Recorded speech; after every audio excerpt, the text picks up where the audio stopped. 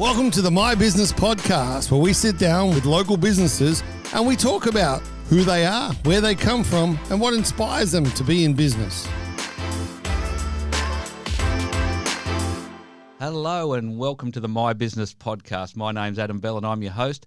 And today I've got with me in the studio Jason King from Wild Squirrel Technology. Welcome, Jason. Thank you very much. Great to be here.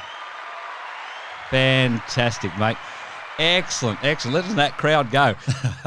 Jason, could you start by telling me a bit about your journey and what inspired you to start Wild Squirrel Technology? It goes back a little while. I did a technical degree at university for computer science, and then followed into industry certifications and a whole bunch of those around networking, security, and working for large organisations. Okay. And then dotted throughout that, I'd go into the consultancy side. So salespeople would sell technical solutions to customers, and I would go in and deploy those things. But again, dealing with large corporates. Sure. And then eventually moved over into a commercial, like a sales role from that. And you'd be sitting in front of customers and just explaining technology and how it works and what you're doing and why to go for it. But because I was selling the platforms or selling the technology, there's a certain resistance to it. Sure. Because you're just trying to sell me something. Yep. And that guard comes up quite quickly. Certainly if the messaging's not quite right, and in the early days, you're still learning how to do all of that. Where they're questioning whether they need it or not. Whether they need it, is it the right thing? Are you telling me the truth? Because there's that trust element as well. Of course, if it's something they don't know about. Exactly. Why do I need this? Are you just trying to make quota? Right? And that's a big thing. And this is one of the reasons I started. If you go out to the market for advice, do I need this? If you call a salesperson and say, do I need one of these? Their answer is going to be no, you need 5 of them. Yeah. You know, and this, and do you want fries with that? You get that all the time. And I'd see this process of salespeople would get taken out for drinks or event or something by a vendor, and for the next 3 months, they're finding customers that they can sell that product to. Yep. And the problem with that is you're selling the product to a customer whether or not they need it. And it kind of really bothered me, and I thought, you know what? You need someone on the other side. Someone who's acting for the buyers, like a buyer's agent. You know, Sure. in property, you have buyer's agents. Absolutely. They ring around, they find out what you need, and they go around out to market and have a look for it. That's essentially what we do. It's sitting down with customers, understanding what they need, and then finding that product or platform or technology or whatever it is, and finding the right people to do it for them. So the reason I started is because I just didn't see it in market for small business. Oh, okay, so you sort of act as a middleman, really, and not really, not a middleman, because I don't clip the ticket. I don't get paid commissions or referral fees or bonuses or anything like that by the people I refer to. So I just work for the client. So they'll pay me an hourly rate, and we go, yep, okay, this is what we need. This is what you're looking for. This is what you're after. And we will then go to market and find out where those products are and who the best people to do it are. Okay, so explain then in layman's terms, you know, what exactly is it that Wild Squirrel Technology does? If I'm a small business owner, what am I coming to you for? Okay, so a big one, there's 2 big problems that really often, is customer relationship management, so CRM system, and timekeeping or time sheeting. So how do you keep track of the time you spend on a project? Because, and they're 2 big things. So what you can come to me for is working through those requirements. Look at where you want your business to be in a few years. Make the right technology choice now so that future self, 3 years down the track, won't regret that decision. Sure, so that you don't have to go looking for something else. Something new. Because you've outgrown what you took costs. on. Yeah. Sure. And you know, you can scale up beyond belief, or, you know, if your market conditions turn against you, you can have those challenges as well. So you don't necessarily want to be committed to a large, you know, monthly platform or a commitment, 3-year commitment to something that's not going to be right for you. Yep. So it's hard to tell that, but work through that process. How do we go about finding that right platform for your business? I get it now. So, like, there are so many CRMs out there. Let me just use that example. Yeah. And you go and start having a look. If you call that company about it, you're getting their salesperson who's going to tell you need this. And they've got very clever strategies to step you through to yes.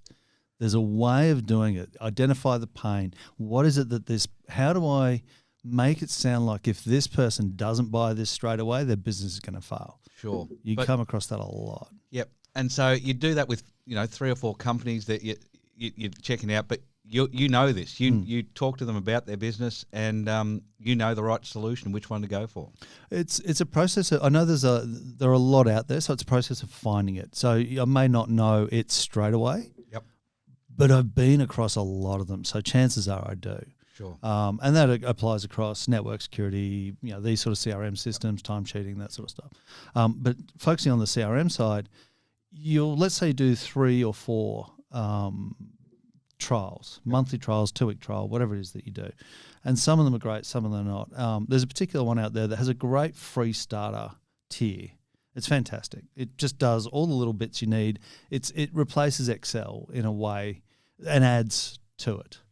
But if you then want to take the next step, and I had a look at some of the stuff that I'd want to do, it was $500 a month. Wow. For the next step up to be truly useful. Yep.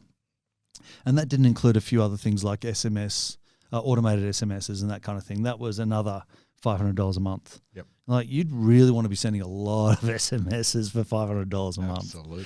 So, so you've just got to be careful about making sure that you're clear on what your business needs it to do, then base the platform on that. Sure. Fantastic. So we hear a lot about data protection. When I hear that, I kind of think big companies, corporates are the ones that need that. But why is that crucial for small businesses? A lot of businesses assume that, it's in OneDrive or it's in G Drive, it's backed up. It's not. What happens is in the background they have a whole bunch of their drives and they've got redundancies built out all through their whole data center. And Google has this thing called the Chaos Monkey, which is a little program that jumps between different servers and randomly shuts things down.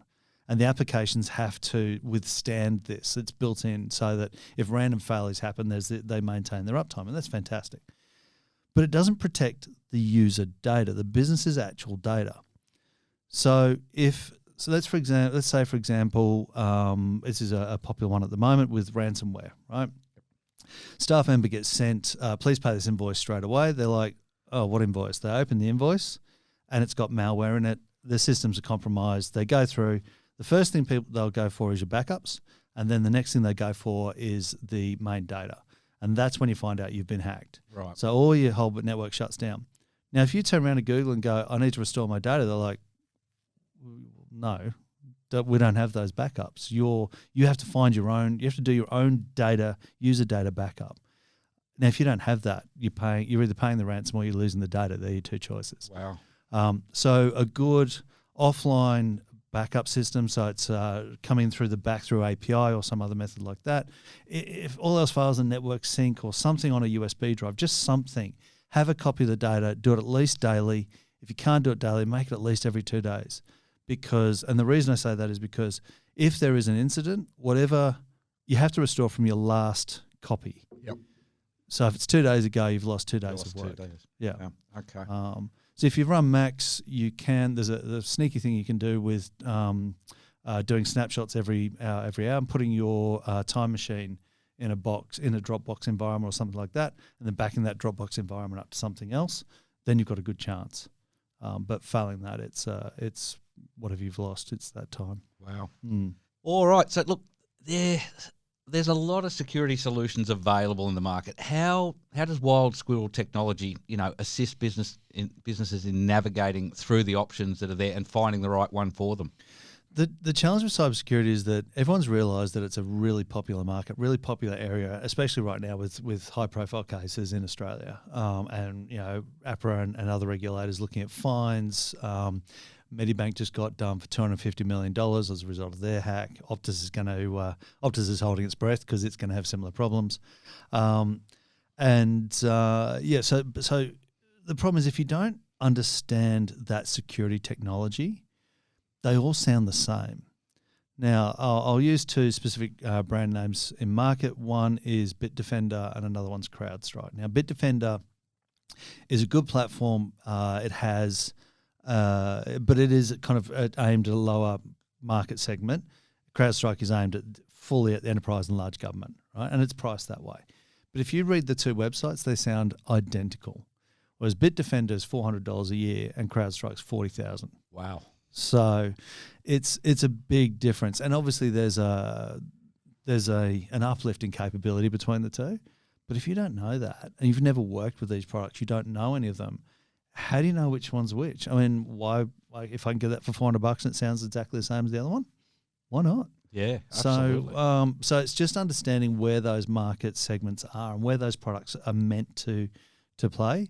The only one I would caution people against is Norton's. Norton's lost its way. Really? One of the versions includes a crypto miner. So, and you don't get the benefit of that. It goes back to Norton's, but they're mining cryptocurrency using your computer.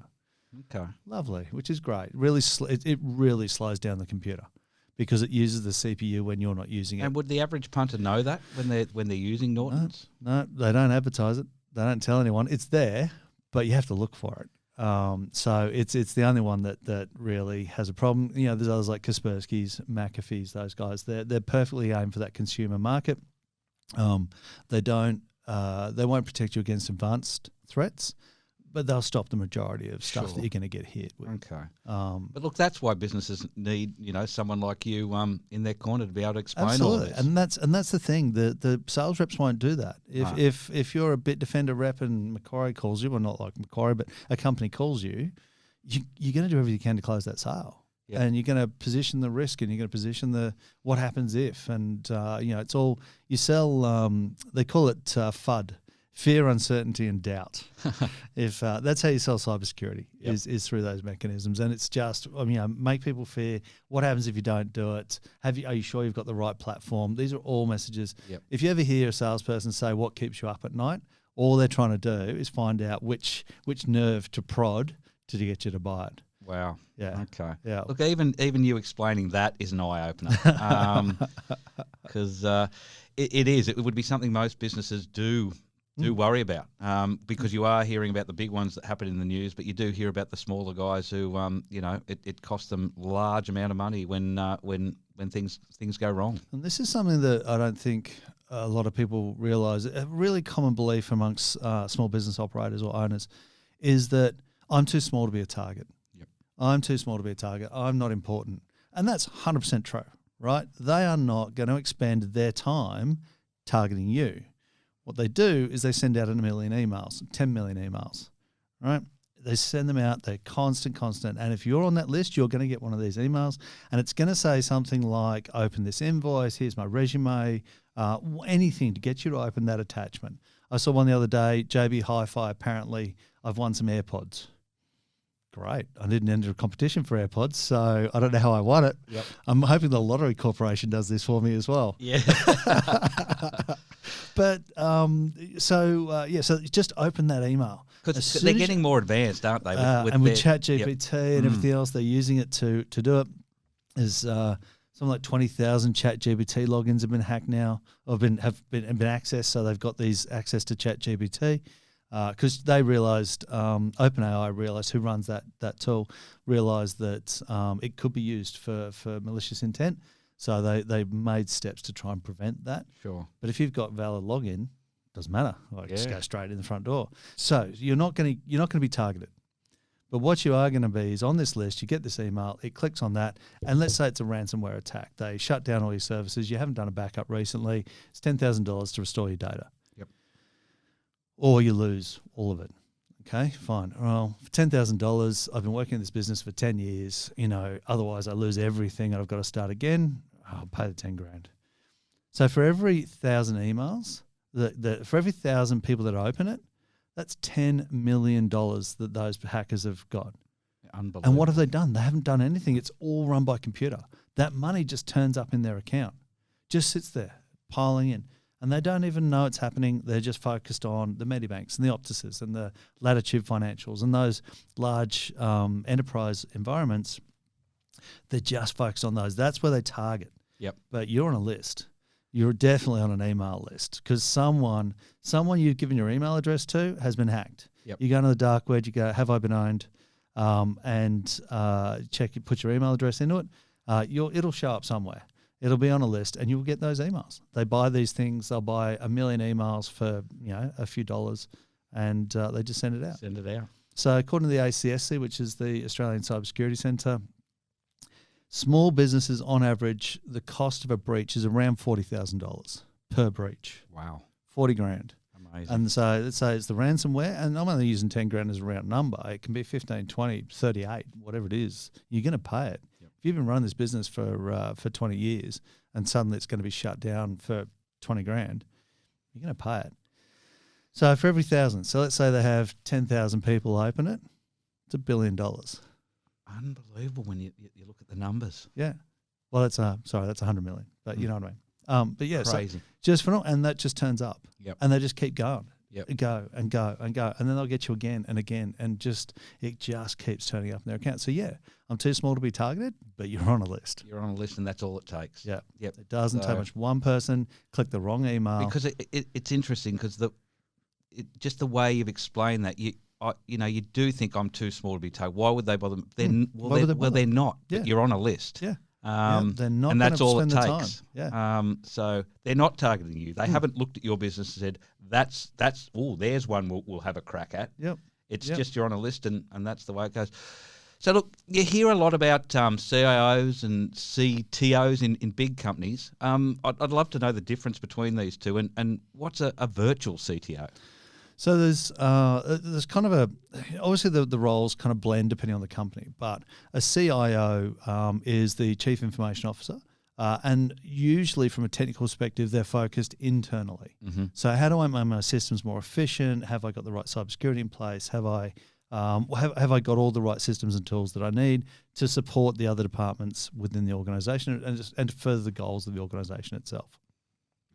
The CTO looks more externally. How do we use technology to enhance the customer experience, to improve the workflow, that efficiency for that customer engagement?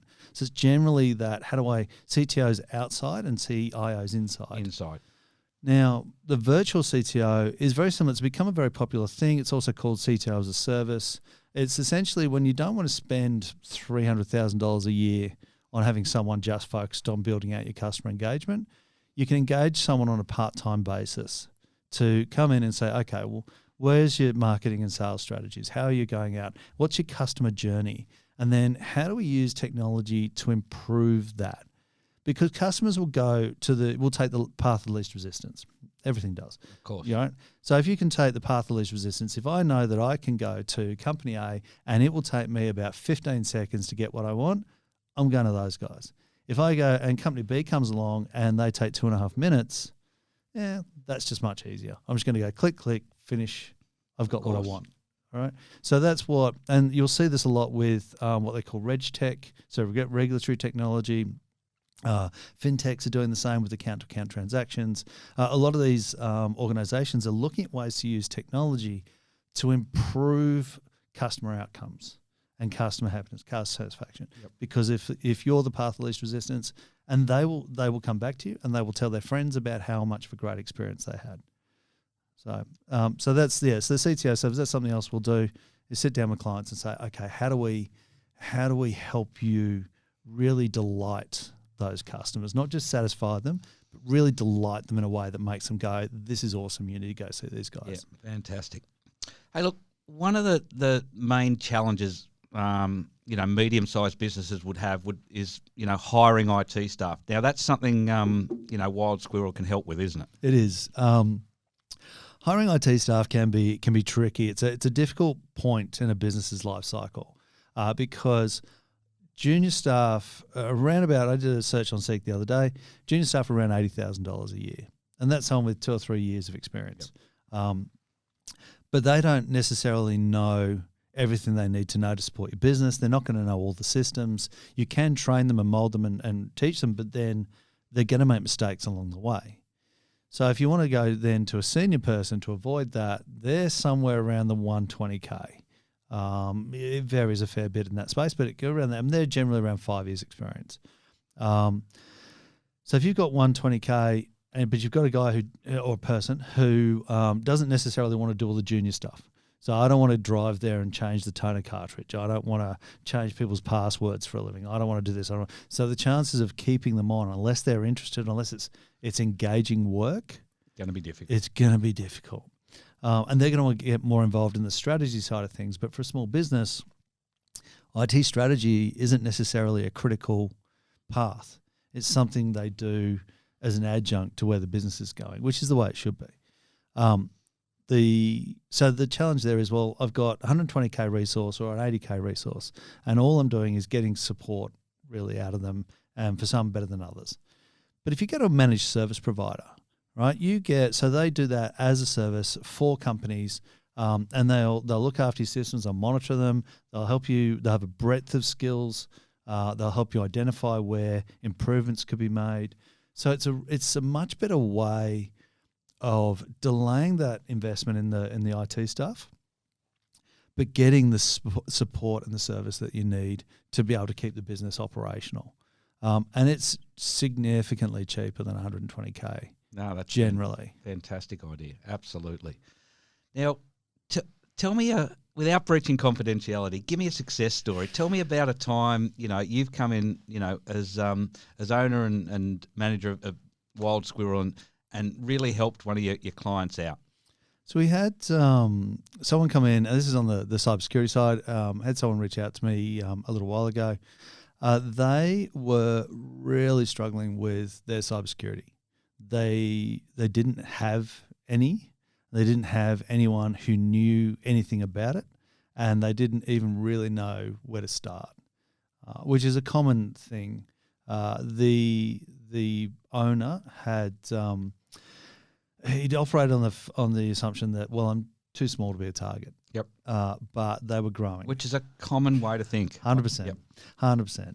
And they were growing, and then they got some staff in, and one of the new reps, their CFO, turned around and said, we can't continue like this. We've got to keep going. We've got to get some security in here, especially on the back of everything else that's been happening in market recently. So I was okay, cool. We'll do that. So I happened to be at a Chamber of Commerce meeting. I was talking about what I do, and they came up to me and said, actually, can you give us a hand with this? So we went through, there's a couple of meetings to really go through what assets they had, where they were in their buying life cycle. So, how old are those assets? Are you doing the updates? Getting a bit of a feel for what infrastructure they had in place. And then, okay, there's two things we need to do. We need to do an assessment and make sure you're actually clean at the moment. So we organised that.